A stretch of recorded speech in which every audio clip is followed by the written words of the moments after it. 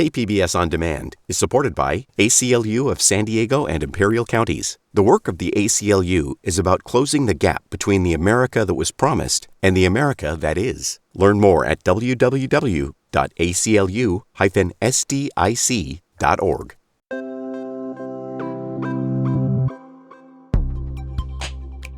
Generative AI is coming for animation. Actually, it's already here. In one survey, 3/4 of animation studios say they're early adopters of AI. Marvel used it for the opening credits of the show Secret Invasion. Amazon and Netflix are actively investing in their own generative AI animation studios. And all of this had the people we spoke to at Comic-Con this year feeling a little uneasy. I would say I'm an unabashed AI hater at this point. I think anything with the animation, though, it feels just sort of wrong, you know? I don't think it belongs anywhere in art because art is for and by people. I don't want to see what a computer thinks. I want what a person thinks. Generative AI is always 100% theft, in my opinion. But not everyone sees AI as the villain. Some artists and experts we spoke with told us this may be, after all, another technological leap, like the computer or even the camera and printing press, that could simply expand what's creatively possible for artists. You know, a lot of people hated when we had our first computer graphics programs, right? Saying that's not real art, you're not really drawing. And yet, people have created great works of art, but because they know art. Each of those major inflection points in technological evolution, there is a backlash, right? There is a nasty, like, oh no, what's happening? We're all going to die. It's coming for us. And unless you approach it with a kind of creative curiosity to figure out what kind of a realistic threat it is, but also what kind of an opportunity it is. So which is it? Can it be both a villain and a hero? And can a machine actually make art? And these questions really matter because for so many people we met, animation is not just another industry. I think animation is a great part of our culture. Your imagination is the only limitation. Cartoons are fun. They keep you young at heart. That last voice is Joe Janofsky. He's an animator we talked to after a panel about the history of animation.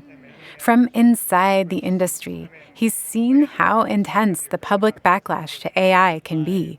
It happened to his friend Jorge Gutierrez, who directed the popular animated movie The Book of Life. In May, Jorge announced he made a deal with Amazon for a new series. But it was to utilize AI.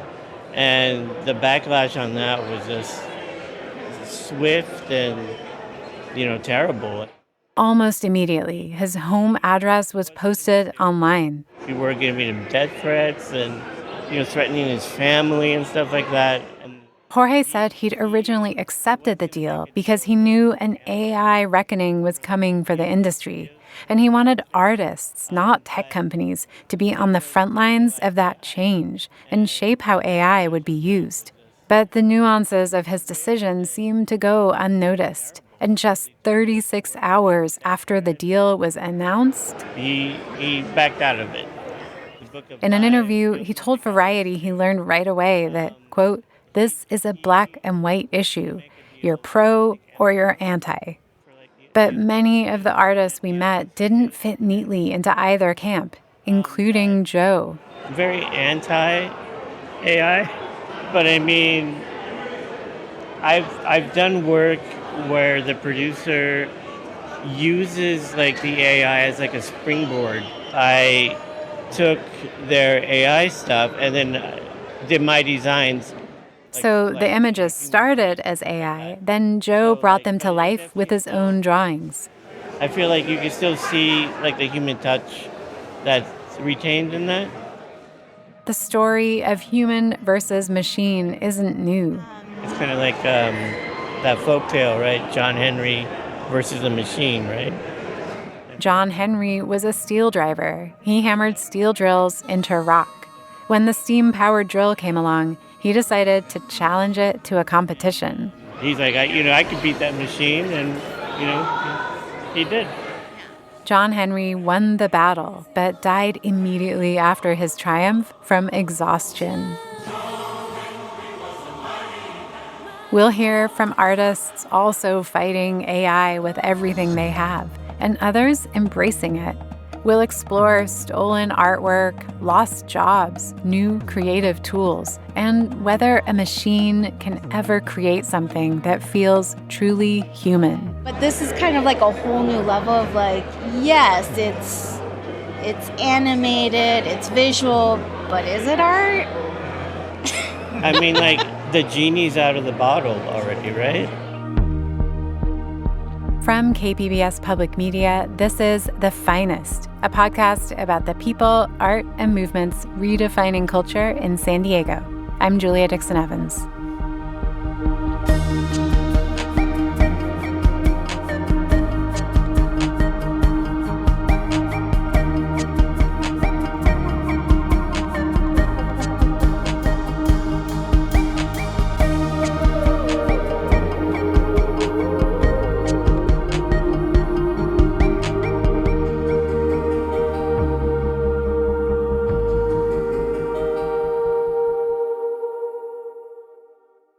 Hello, this is Dr. Michael Lalich, Medical Director and Chief of Staff for Kaiser Permanente San Diego. For more than 50 years, San Diegans have entrusted their health care to us.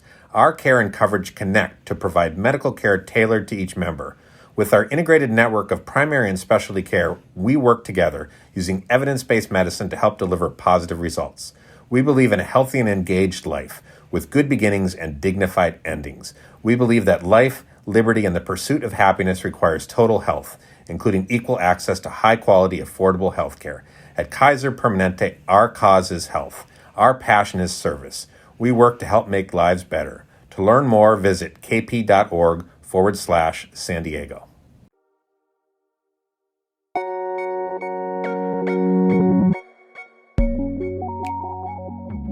AI as a whole doesn't have a great approval rating right now. Only 10% of respondents in a recent Pew survey said they were more excited about it than they were concerned.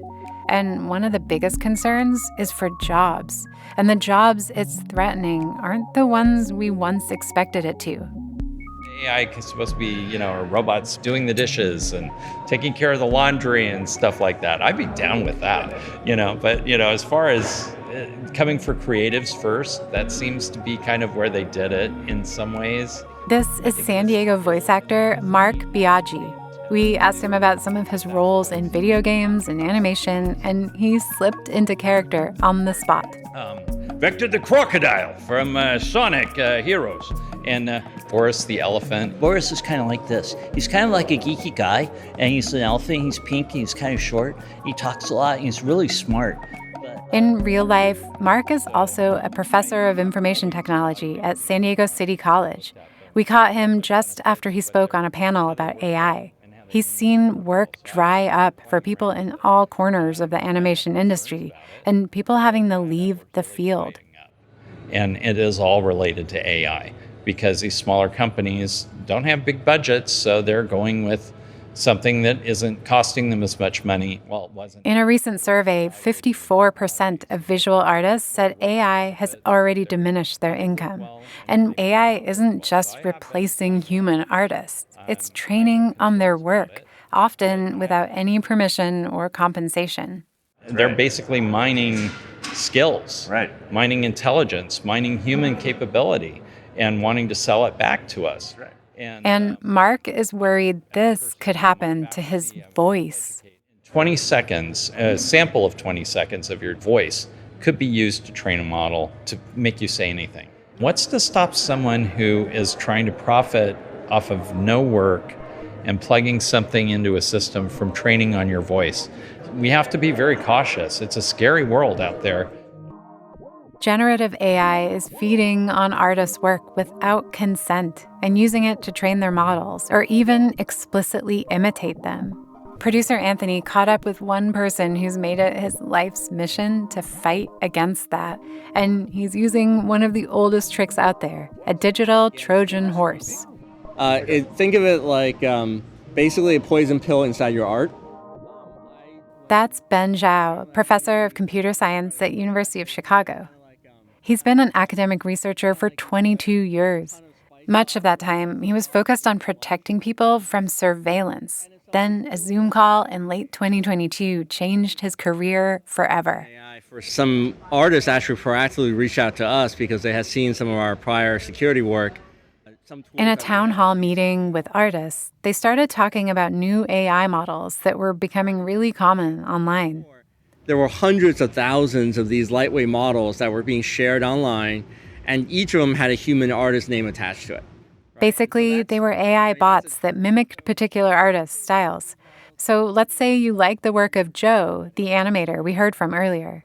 You could find a Joe AI, put in a prompt, and it spits out whatever you want in his style. Other people will take it, produce images with your name on it, and then share it online, which is even more harmful because then, these artists, when they Google their name, literally would see not their own work, but like AI-generated images mimicking their work. And not only they would see it, but their potential future employers, movie studios, gaming companies, book publishers would see all this as representative of who they are as an artist. And in many cases, a lot of these contracts would disappear because they say, this is crap, right? Because this is low quality, mid-tier stuff, and we don't want any of that. In the town hall, the artist told Ben about their health insurance expiring, their inability to support their family now because of what was happening to them. The human side of it hit hard. It was very jarring. And I think that night we were like, okay, this is something that is obviously a real injustice, and it was something that we could do something about. That meeting transformed Ben's lab overnight. Since then, they've focused on protecting people from AI. And their big weapon in that fight is something called glaze. When artists run their work through glaze, it basically applies pixel-level changes to the art that mess with any AI that tries to use it. His poison pill. No human can see a difference in the art before and after glaze modifies it. But AI models that train on the protective version or the glaze version see or perceive a very, very different version of art style. And so when they try to mimic someone who's had their art protected with glaze, they basically get it entirely wrong. So you could try to mimic, Monet and get something like a Jackson Pollock. Glaze has been a huge hit with artists. To date, I think last I checked, there had been over 10 or somewhere around maybe 11 million downloads across 170 countries. His team also has a similar tool, Nightshade. Nightshade changes the composition, glaze changes the style. Glaze is designed to protect individual artists' work. Nightshade works on a collective action scale and could be a big problem for AI models. If you ingest enough nightshaded images on the same topic, let's say dragons or cats or dogs or whatever, it'll convince the models that, for example, cats should have 4 tires and a giant hubcap, right? Or a giant hood that looks like a 1970s Chevy. Or, a handbag should in fact have a whipped cream on top with a fork sitting on a plate. And so these things confuse models, and if you do it enough, our research has shown that it actually breaks the models from the inside out. It acts as a deterrent that, if these models continue to sort of train without consent, they're going to have internal issues inside their models. Do you see yourself as kind of like a resistance fighter or something? A punk figure? I think I've been called everything from a guerrilla fighter to Don Quixote. But I think of it as just we're doing academic research with a purpose. Ben's not only working on glaze and Nightshade, he's also testifying in class action lawsuits and advocating for legislation to protect artists.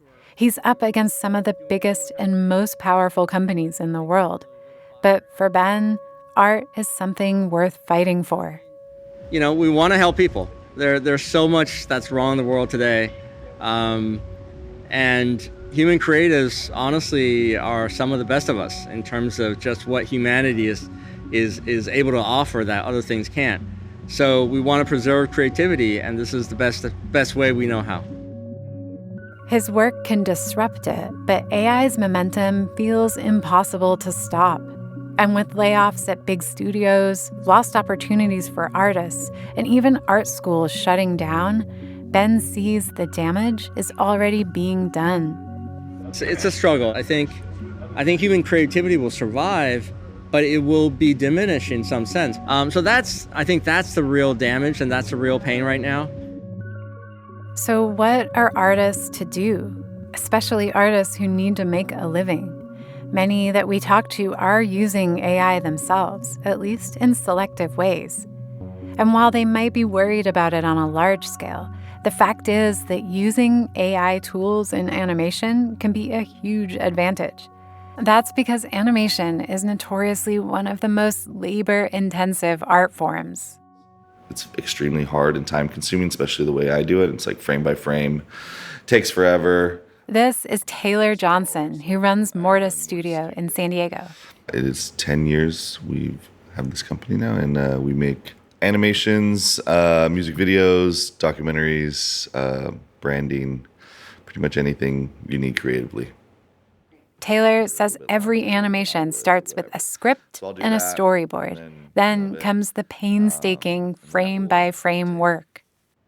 For something that's like, say, 5 seconds long, it might take me all day.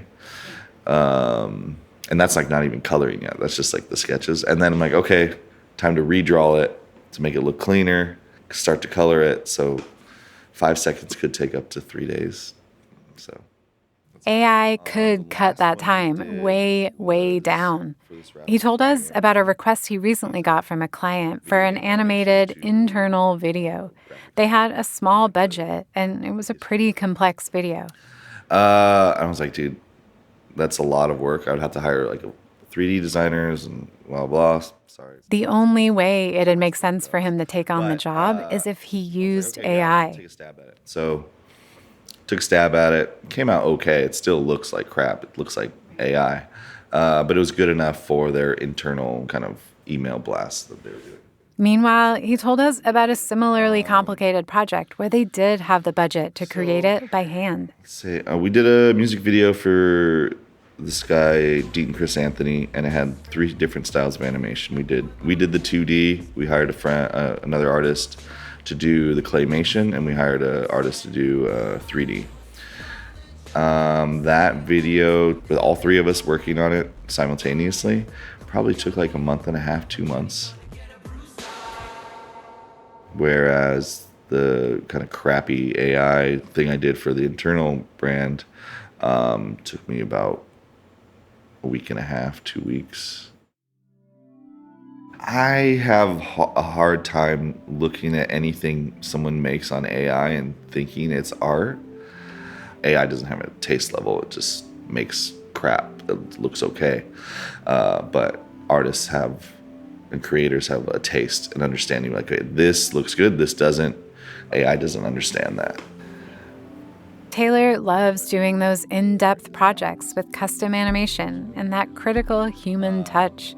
But clients are increasingly expecting creators to be able to work more quickly and more cheaply. And Taylor has to keep up. Obviously, when there's a new technology, there's like this kind of, oh, I don't want to touch it, but also I work in a technology business, so it's like I have to learn this if I want to stay alive. I look at like capitalism in the same way. It's like I'm not pro-capitalism. I think it's kind of a bad system, but I live in the capitalist society and I have to live under its rules. Otherwise, I'll die.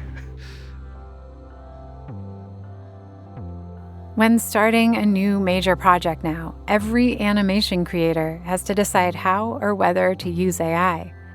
Coming up, we talk to one who did and one who didn't. And we ask a philosopher, can AI make art that's actually good? Stay with us.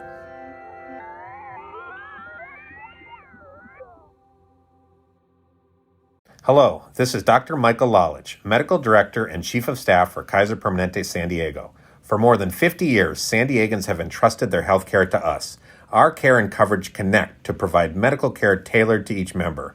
With our integrated network of primary and specialty care, we work together using evidence-based medicine to help deliver positive results. We believe in a healthy and engaged life with good beginnings and dignified endings. We believe that life, liberty, and the pursuit of happiness requires total health, including equal access to high-quality, affordable health care. At Kaiser Permanente, our cause is health.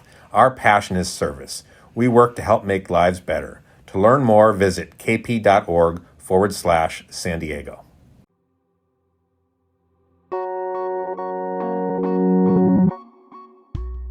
One of the animation creators we spoke to is pretty new to the field. Camille Jones is an expert in epidemiology. My colleagues and I, the co-producers, we actually are all scientists, and we all worked at the Centers for Disease Control and Prevention until 2025. The idea for an animated show came during one of the bleakest moments in recent history in public health, when funding, jobs, and life-saving programs were cut. So Madhura Vashon is the woman who conceptualized this, and it was a dark, stormy night in 2025 dystopia, and she decided that this was not the world for us, and we need to create a new one. And so she stayed up till 4 a.m., wrote a script, and sent it to a group of friends saying, we need to make a show. And when that initial idea came, it was an illustration of the cells inside the body. And it was, how do we find a way for people to easily understand how a vaccine works, to understand that it's not actually a terrifying, scary thing. There's been so much disinformation and fear-mongering that have caused so much damage. How do we repair this? Madhura assembled a team of public health experts, including Camille, and they developed the idea for Middle of Everything. The show follows middle school kids on fantastical science adventures, of course, learning some things along the way. The team had a mission and an idea, but they knew next to nothing about animation. Well, the first thing that surprised me was how expensive animation is. They found an animation professor who enlisted his students to work on the project, and they launched a Kickstarter with a goal of $50,000. We ended up getting that within 2 weeks. So now we're in full production of the pilot. And then we started to understand more about what it actually takes to produce this. So we are on an absolute shoestring budget. Has your project used AI at all? We've not. Our animators hand draw all of our work. It is fully 10 fingers down to the paper of what we're creating. And from the beginning, we've received advice from any corner of a peanut gallery that says, it would be a whole lot easier if you just did this. But easier for who? Because to us, it's the hearts and the creation that is the point of it. I'm manifesting it that, a generation from now, when Middle of Everything is a household name and kids are watching it, that they feel it as something that's been hand created for them. Despite this conviction, Camille's not totally anti-AI. I think that the danger may be in if there's all or nothing thinking. As a scientist, a lot of my identity holds strong ideas loosely held. But I think that what is really important is to maintain your own value system and to know what is negotiable for you and what's not. So if something can be done faster, but you lose a piece of yourself in it, then was faster better? She told us about a scene from the pilot that she doesn't think AI could have pulled off. It involves a middle school kid floating through a human body to learn how a vaccine works. Camille and the experts provided the science, and the animation team brought it to life. And he becomes this microbe, and he's just this hilarious, adorable coif of red hair as a microbe alongside the immune cells. And then throughout the sequence, they add these very humorous things that were not involved in the script. So they were able to read between our literal lines and add a sense of humor that was very carefully done because it was between very serious topics. For middle of everything, maintaining a human touch is essential. In our time, Camille thinks it's the only way to communicate health and science ideas effectively. It's not enough to just have credentials and be an expert. But I think what hasn't lost its power is the humanness and caring for people and wanting them to care for you. To me, successful public health requires teamwork, and it requires equity. It requires to see and be seen. It's very love-based. And I think that that's really the mission of what we have to do if we are to really have these other concepts, these more complex concepts, be understood. For Camille, preserving the humanity in science communication and in creativity is essential. And where the AI technology is right now, it lacks this human touch. Thinking about this gap between human and machine is what brought Darby Vickers into the AI conversation. She's a philosophy professor at the University of San Diego. I was giving a talk on Plato's theory of the soul and how that gives us justification for why we should save humanities education. One of my friends, she came up to me and she was like, have you thought about the implications of your talk for artificial intelligence? Plato's theory of the human soul involves 3 components. There's a reasoning part, there's an emotional part, and there's a part that's like our desires, like for food and drink and things like that. And you're just like, okay, AI seems to only have something like this reasoning part. It doesn't have these embodied features. And this really matters when it comes to ethics. When we make ethical decisions, we're making them in part from our reasoning, but a lot of what it is that we have instincts and emotions, and we feel empathy for others, and all of those are foundational to ethics. Without its full human soul, AI tends to make all kinds of bizarre ethical decisions, which make headlines all the time. But Darby's also concerned with what AI's lack of emotions or empathy means for its use in creating art, especially animation. Her dad was an animation writer. She grew up around illustrators and voice actors. And in 2024, she was part of the Animation Guild's AI task force as they reported on AI's impacts on the industry. Animation in general, it is a very labor-intensive field. Now, there are ways of cutting significant costs by having artists build a much smaller number of views or settings or any of these sorts of things, and then getting AI to fill in the gaps. Using AI like this in animation could impact some jobs, but keep the essence of a human creation in the final product. The problem for Darby comes when it's used for more creative tasks. But it seems like the sort of like major design and writing and creation is something that we want to allow humans to do, to express themselves and then to enjoy the expression of others. In general, Darby says that AI has a lot to offer in all kinds of fields, especially with doing mindless busy work that would free up our time.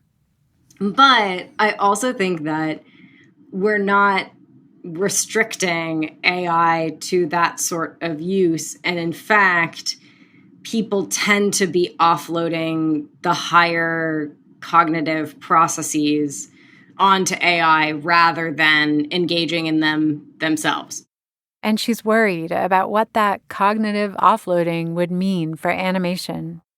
Animation is a fantastic art form. It is something that can be highly creative and interesting, and you have the abilities to do all sorts of things that you couldn't do in live action. And I think that the sort of less we have the human touch in some of those artistic endeavors, the more hollow it's going to feel. In part because the way that AI is creating this material is by taking a synthesis of what humans have done before and then spitting something else out. So there's not a lot of originality or great artistic expression when you're offloading these kinds of things onto an AI. Do you think that it's possible that truly great art can be created by something that's not human? I don't know. It's a difficult question. And there's a part of me that thinks that the answer is no. I would think that art is something that is either human created or human modified, that creates an experience in the beholder, that there is a sort of like human expression within the object or text or whatever it is. So we went looking for animation made with generative AI that still felt human. And one short film stood out to us, Dear Upstairs Neighbors. And we wanted to know how it was pulled off. Hello, I'm Connie Hu. I'm the director for The Upstairs Neighbors. Connie's an animation artist with an impressive resume. She worked previously at Pixar on Inside Out 2 and on the Netflix series Love, Death, and Robots. There's so much things I love about animation. I think, first of all, I think animation is like a universal language that many people from different background, cultures can all relate to. When generative AI came around, Connie said people in the industry were panicking, and artists didn't know how it worked and how they could or should use it. She partnered with a group of artists and researchers from Google to try to figure out how artists could be in control of technology. We're still at the very early day of exploring what is machine learning and what it can do. We need artists working actively with researchers. We need better information and better communication between those two worlds to really like make positive impact. So it will feel the future will feel less dystopian. So this newly assembled team, half artists, half researchers, started work on Dear Upstairs Neighbors. For the visuals, they used a chaotic, abstract, painting-inspired style that she said was difficult to pull off in animation. The way they used AI was to process artwork and ideas all created by their own hands. And in fact, they employed a huge human production team. Everything animation is done by like human animators. And later, where is AI?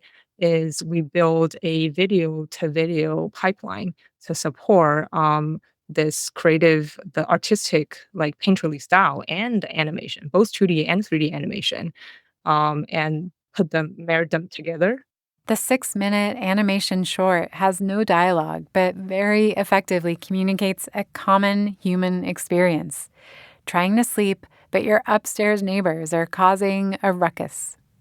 So what inspired the story?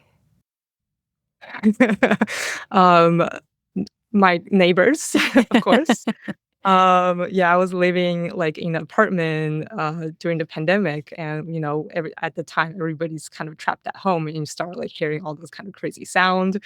And a lot of the boards was done like 5 a.m. in the morning and got waken up by like drillings and bangings and screamings. And I'm like, okay, this anger have to go somewhere. So yeah, turned out to be a short film. Yeah. Is there any negativity or blowback about it being using AI? To be honest, I was worried about that a lot. Like every time we go out to screenings, I was anticipating a lot of like blowback. For now, we've been to Sundance and Tribeca and SIGGRAPH, and to be honest, like the reaction is better than I anticipated. After the film, there's like many people come to us saying, "Hey, you guys are doing something interesting." Like, I'm very skeptical about AI, but like from your film, I can see there's artistic choice made thoughtfully. I'm wondering if you had any hesitancy before getting started about doing this project with AI, with Google, and if you had any doubts in the first place. Yeah, that's a great question. I had a lot of doubt in the early days. I was like, "Oh, am I doing the right thing?" Because like it has a lot of controversy and it has a lot of issue related in many different area. In her moment of doubt, Connie found a quote from Bjork, the legendary Icelandic musician and an early adopter of technology and art. He says that, people always tell me, computer music doesn't have a soul. She's like, of course it doesn't have a soul. It's because we didn't put it into it. And that is kind of enlightenment moment for me. I was like, oh yeah, how to make a tool, how an artist can make a good work. You have to put your soul into it, then it's good work. And at Comic-Con, however people felt about AI, what they were really looking for was what Connie's talking about, a sense of soul in the work. I think a part of the enjoyment is realizing that what I'm watching came from somebody's brain, somebody's imagination. I wouldn't be a fan of something that wasn't poured with love, Retain that human touch.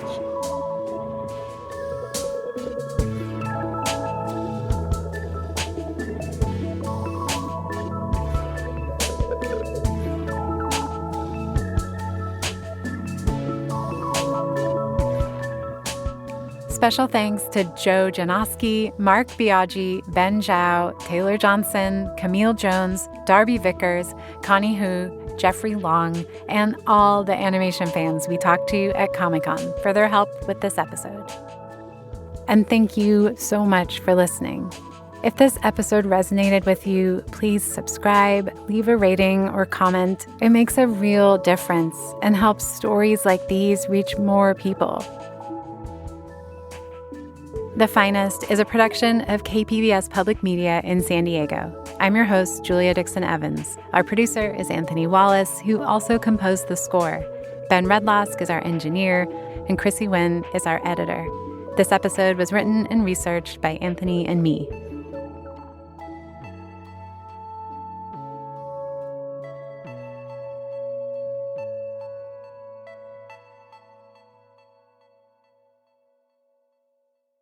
Hello, this is Dr. Michael Lalich, Medical Director and Chief of Staff for Kaiser Permanente San Diego. For more than 50 years, San Diegans have entrusted their health care to us. Our care and coverage connect to provide medical care tailored to each member. With our integrated network of primary and specialty care, we work together using evidence-based medicine to help deliver positive results. We believe in a healthy and engaged life with good beginnings and dignified endings. We believe that life, liberty, and the pursuit of happiness requires total health, including equal access to high-quality, affordable health care. At Kaiser Permanente, our cause is health. Our passion is service. We work to help make lives better. To learn more, visit kp.org/San Diego.